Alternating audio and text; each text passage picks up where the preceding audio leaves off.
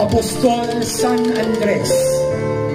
Si San Andres ay panganay na kapatid ni San Pedro at tulad nito'y nagtatrabaho bilang mangingisda. Siya rin ang pinakaunang tinawag ni Jesus sa 12 upang sumunod sa kanya.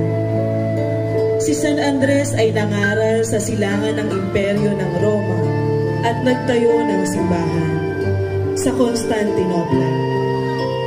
Nasa likuran ng imahen ang krus na hugis X kung saan itinali at namatay si San Andres.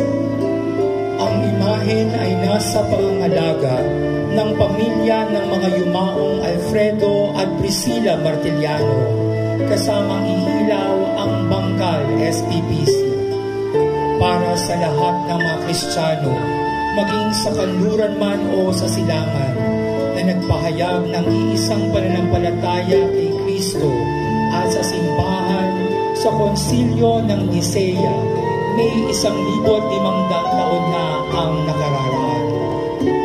Apostol San Andres, ipanalangin mo sila.